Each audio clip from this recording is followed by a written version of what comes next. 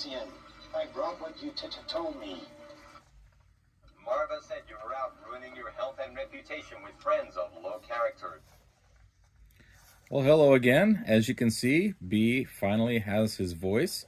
We have our first public outing in just a couple of days, and so I've been spending the last couple of weeks getting him set up with sound.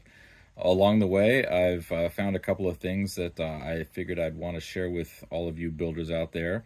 First is a kind of speaker that you can attach pretty much anywhere you can think of. Secondly, I added a magnetic connector between the body and the head that doesn't require any soldering whatsoever. And finally, I updated my Kyber control system to use Kyberpad to control his sounds through the touchscreen on my transmitter. So anyway, if you want to stick around, I will show you a little bit about what I've done and how I got it finished. So I've mentioned many times before that B really does not have a whole lot of space inside him. So one of the first considerations I had was, where am I going to put speakers? One possibility would be this front pocket down here. I'm not using those front openings, which were, I think, intended for switches. I could modify this piece, make a take out that interior geometry and put some speakers down there. But with them being basically front facing and very low to the ground, it wasn't an ideal situation for me. There really aren't very many other options as you move up the stack. You've got really tight geometry between all the moving parts and the exterior body panels. You've got this entire middle mechanism that moves, so there's really no safe space there. The one place where B actually has a decent amount of space is in his head. And while I was at DroidCon, I was amazed to learn about these different types of speakers called exciters. They've been around for a while, but I'd never really heard of them used in this way. It's basically a full range version of a tactile transducer that have been used in home theater for bass shakers for a long time, but these are full range. And what it does basically is it turns any flat surface that it gets mounted to into the actual speaker. So the nice thing is you don't need to have ventilation, you don't need to have openings for the sound. You basically find a flat surface and stick it on there. So I was skeptical, but I ended up giving these a try, and so far the sound quality is actually quite decent. Now unfortunately I installed these before shooting any video. This is the version that I'm using. I got these from Parts Express in the US. They're relatively inexpensive. They have lots of different options. I'll post links in the video description. Different sizes, different wattages, different mounting options.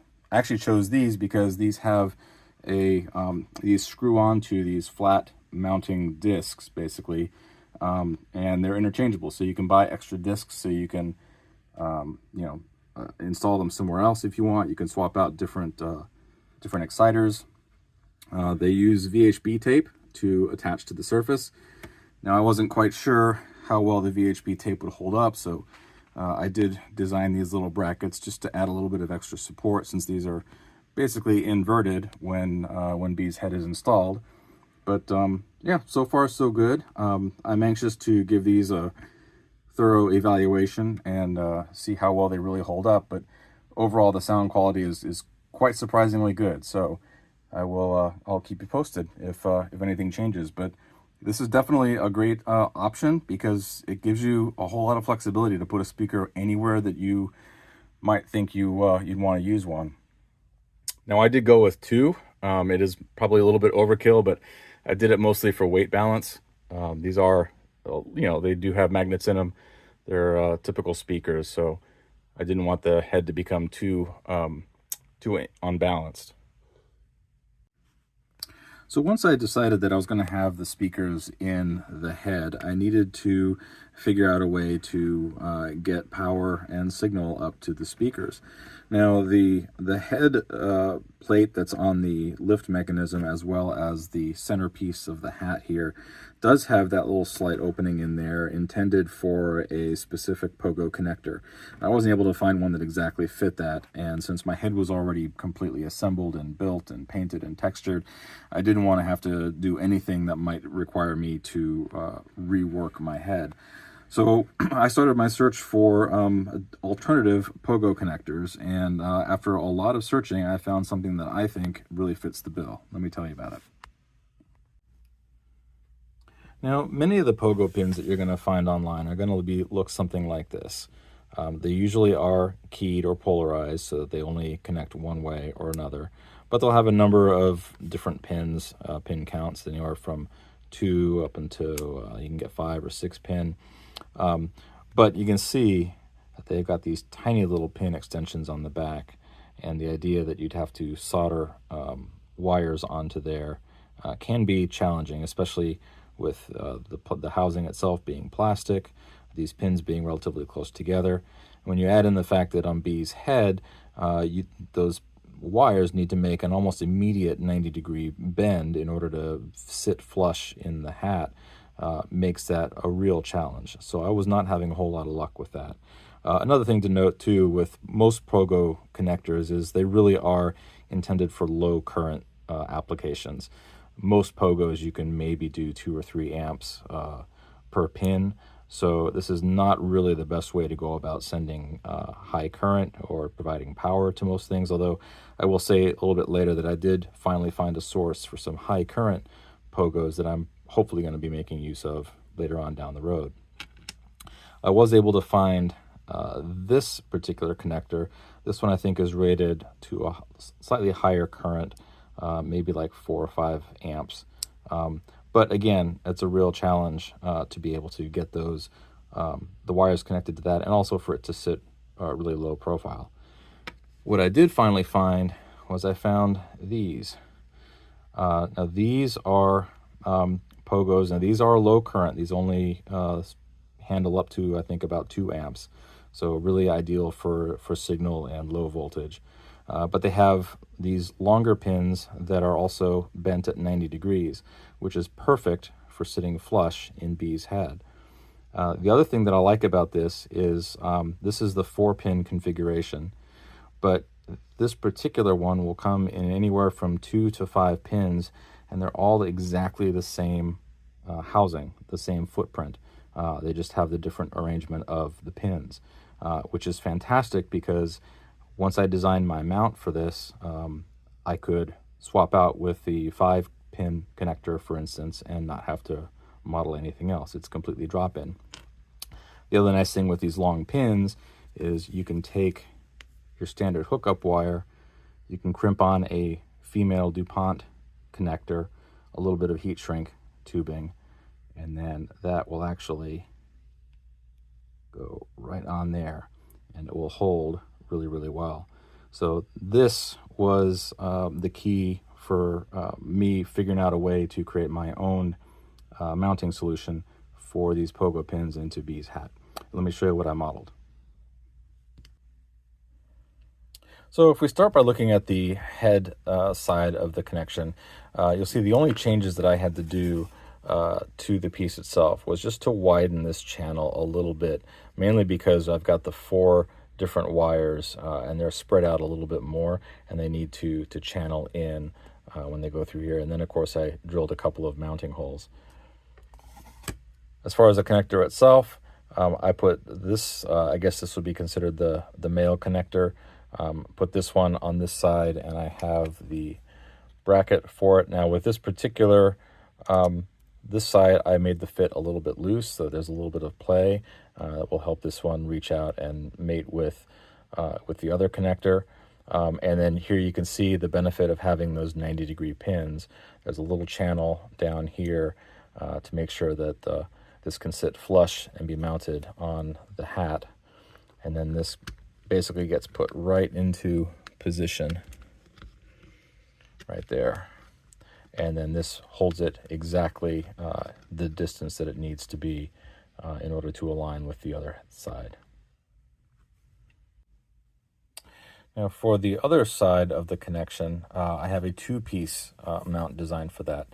The first one is this one here, and this is what secures it in exactly the right position so that it matches right up over the other connection and right up against the Lazy Susan.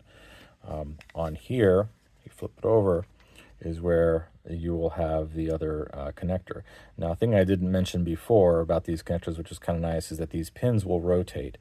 And actually what you want to do is you want to rotate these so that they are pointing the opposite direction to the other one. So you end up with sort of an S-shaped connection here. And the reason for that is because the Lazy Susan's going to be sitting here, and obviously the wires can't connect that way. So nice thing is that you can rotate those pins around so that they go the direction that you want. Now this one is designed to have a pretty secure fit. This will sit exactly flush with the top of that connector there. And then in order to secure this down, we've got a second piece. This one here has the relief there for the base, as well as some extra strain relief for the cables. So this would fit right down over top of that. You've got that channel there for the wires to come out of. At least on my design, there's enough room, plenty of room for the cables to bend down in front of the servo, because this actually sits up pretty proud. You've got the mounting holes, and then that holds that side in place. So the final part of all of this is a software implementation. If you happen to have a radio transmitter from FR Sky that runs the Ethos operating system, and you have access to this awesome touchscreen, you can purchase and install the Kyberpad add-on. And what that is it's a fully customizable library that gives you access to your own custom menu that you can add to your droid. So out of the box, it supports 15 buttons. I think eventually they're going to add support for another set of 15 buttons, so you can actually have 13 different buttons. But this gives you direct access to either individual tracks. For instance, I can tap on the Cassian. I brought what you told me. Or you can have different categories of buttons or sounds that are all in the same category, and it will fire a random. I can lie. I have adequate power reserves. You can group them together. Sooner or later, you were going to get yourself into trouble you couldn't talk your way out of. And this is really cool because it gives you direct access to a handful of things. So you can see here I've also got some music. I won't play them for very long, but just fun stuff to be able to play at events.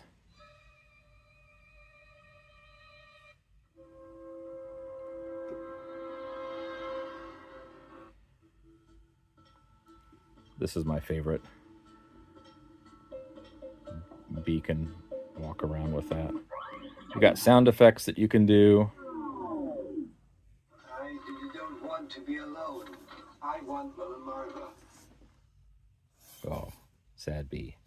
So anyway, this was kind of the last piece that I needed to do in order to get him into a state where I can take him out to events and have him at least somewhat interact with people. There's still a lot more that needs to be done on B, but this was kind of the big push, was to get him to this point. You can see I've also added a little globe over his eye. I think I'm going to be redoing his whole face, actually. I think there have been some updated files, and eventually I'll be adding some lights as well. But in the meantime, I thought I would share some of the cool stuff that I've been able to squeeze in here. I can't believe I haven't had an update since before DroidCon. DroidCon was awesome. I will be filling you in on a lot of really good information that I got to glean from Tim Hebel. He actually had his V1B there, and we were able to do some direct comparisons, and it gave me a lot to think about. I'm going to be doing a lot of overhaul on this one here, partially as a result of our conversation. So anyway, I got to finish getting ready for these events. I've got a handful of events coming up over the next week. Thanks again for watching, and I hope this maybe inspires you to do something else cool with your droid. Take care and happy building.